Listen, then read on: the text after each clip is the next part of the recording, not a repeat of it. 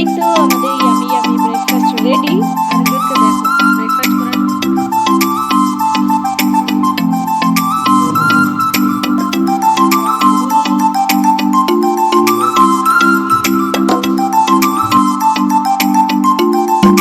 Hello everyone, good morning. কেমন আছো তোমরা সবাই? আশা করছি সবাই খুব ভালো আছো, সুস্থ আছো।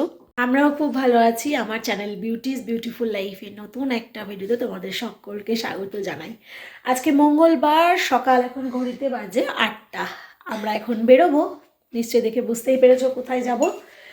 মেয়ের স্কুলে। হ্যাঁ, ও তো ক্লাস 1-এ উঠে গেছে। আজকে দ্বিতীয় দিন। কালকে প্রথম দিন স্কুলে গেছিলো, ওদেরকে ভীষণভাবে স্পেশাল ফিল করানো হয়েছে। ওদের জন্য কার্পেট পেতে দেওয়া হয়েছিল। ওরা যে রাস্তাটা দিয়ে আর কি স্কুলের মানে একদম ভেতরে ক্লাসরুম পর্যন্ত যাবে। তারপরে ওদেরকে ফুল দেওয়া হয়েছে, ওদের মাথায় চন্দনের টিপ পরানো হয়েছে। ভীষণ ওদেরকে স্পেশাল ফিল করানো হয়েছে। আজকে দ্বিতীয় দিন, ওকে নিয়ে যাচ্ছি স্কুলে। চলো ওকে স্কুলে নিয়ে যাই। আর কি হলো সেটা আজকেও এসে তোমাদের জানাবো। বাপরে কি অবস্থা দেখো! কিছুক্ষণ আগে যখন জল দিতে বেরিয়েছিলাম তখনও এতটা কুয়াশা ছিল না, এখন যা পরিমাণ কুয়াশা পড়েছে। চলো দেখি আরও আমরা রোডের দিকে যাই, কি অবস্থা হচ্ছে তোমাদেরকে আবার দেখাবো।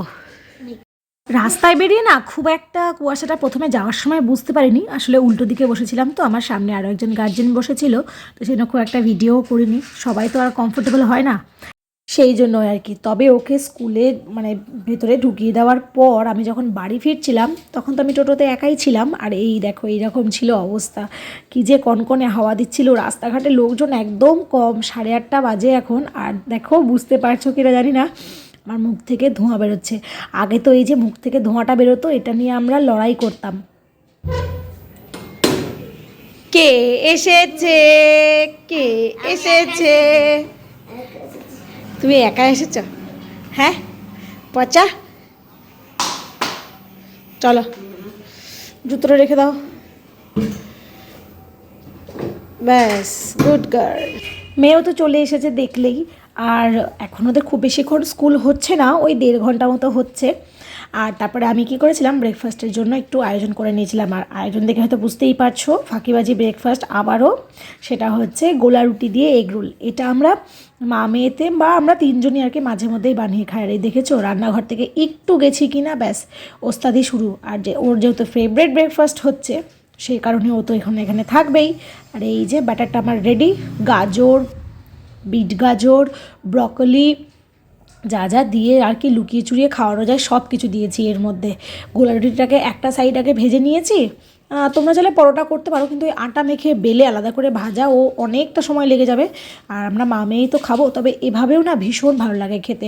বাচ্চাদের কি হয়, অনেক সময় পরোটা বা রুটি করে দিলে দেখবে এরকম একটু কড়া করে ভেজে, বা গোলা রুটি মানে এগরোলের আর কি রুটিটা করলে ওদের ছিঁড়ে খেতে বা চিবিয়ে খেতে একটু বিরক্ত হয়ে যায় ওরা।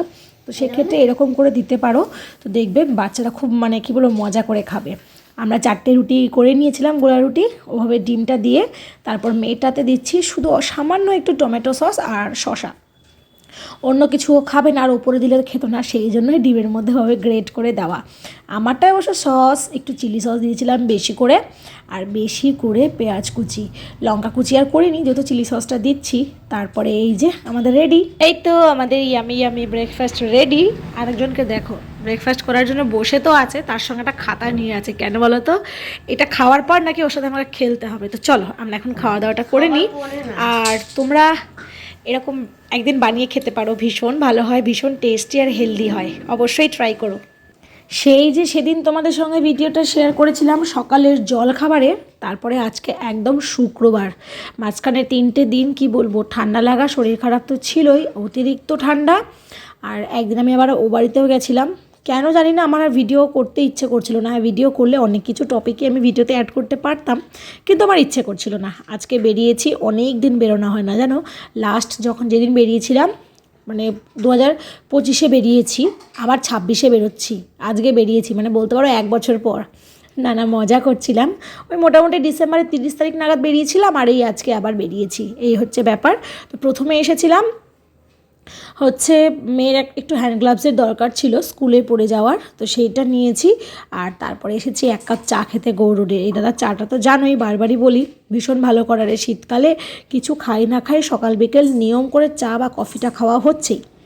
তারপরে এসেছিলাম গৌড় রোডেই এই রেস্টুরেন্টটা এই বছর পুজোর সময় উদ্বোধন হয়েছে। কি বলবো, একটা হেরিটেজ রেস্টুরেন্ট বলতে পারো।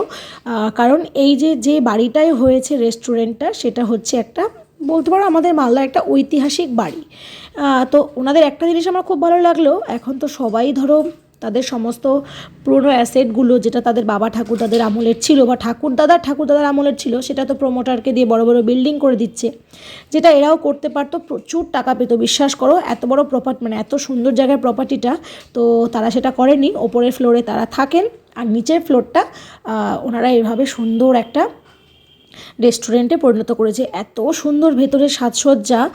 আমি খুব একটা ভিডিও আজকে করতে পারিনি, আমরা একটু তাড়াহুড়োর মধ্যেই ছিলাম, তো সেই জন্য আজকে আমরা প্রথম যে ঘরটা বসেছিলাম সেটা ছিল বৌমার ঘর না বৌঠানের ঘরে বসেছিলাম। আরও দুটো জলসা ঘর আছে পিসিমার ঘর, তো সেইগুলো অন্যদিন যখন যাব সেদিন তোমাদেরকে খুব ভালো করে ডিটেলে দেখাবো। ঠিক আছে, চলো আজকে বাড়ি যাই।